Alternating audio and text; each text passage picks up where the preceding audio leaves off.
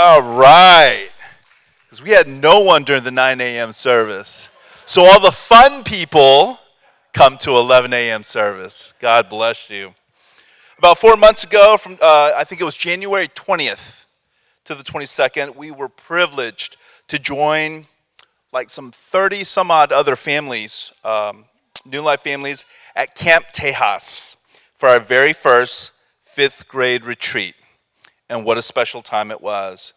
It was a weekend filled with joy, laughter, good food, yummy snacks, outdoor fun, late night s'mores, and that's all the parents talked about. And the kids had a good time too. Our kids got to enjoy outdoor activities that included axe throwing, bazooka ball, skyline swing, zip lining, nukem, gaga ball, dodgeball, and fishing, just to name a few of the activities. And the kids and adults had all this fun with absolutely zero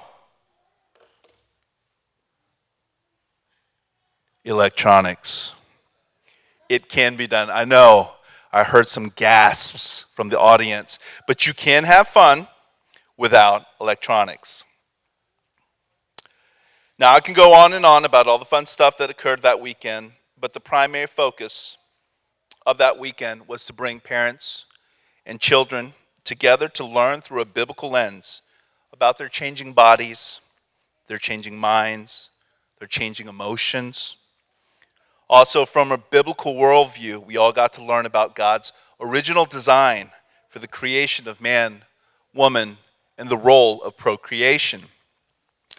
The weekend provided for a safe space for parents and children to get together and discuss a subject that is too often either ignored, forgotten about, avoided, shunned, because I don't know of any parent who looks forward to having that conversation with their child as they get older. Now, back when I was in 5th grade, I was taking the keys to my parents' car and I was driving around the neighborhood block. But times have changed since then. And we have these things. And these things in itself are not evil. However, they do provide a gateway for evil. It was a wonderful weekend where Pastor Mia earned her street creds. We all know she is an excellent student. She graduated from seminary, and I don't know if she got anything below like a 98. But when she got up on that stage in front of all the families and kids who were grouped together, and with a stone-cold, calm face, went into full detail about all that happens to the human body and how procreation actually happens, and made it sound so natural. And it is, if we go back to the book of Genesis. But she was able to do that without breaking a sweat. And as I looked around and saw parents kind of squirm, look down, look away at their kids, look at the top of their heads, anything but making eye contact, I was grateful.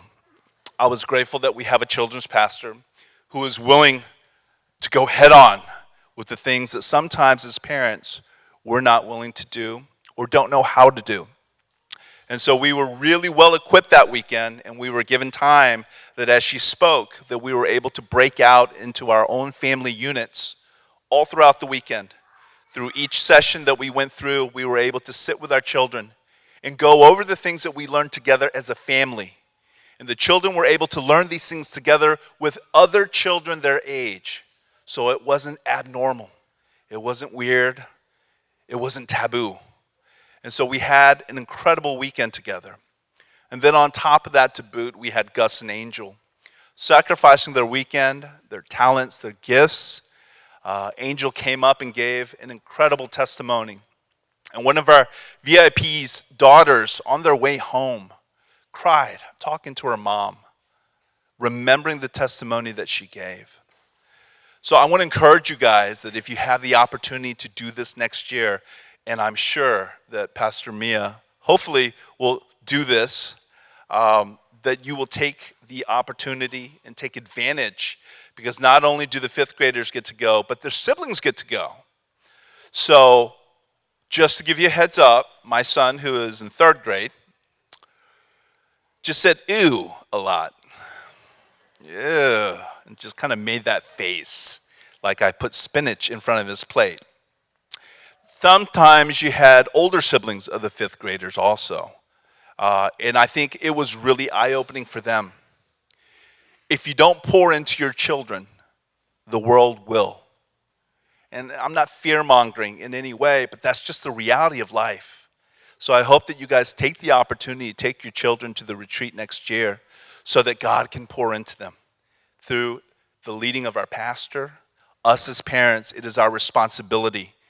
It is our commitment to God to raise the children in a way that honors him. And this is definitely one of the ways that honor him.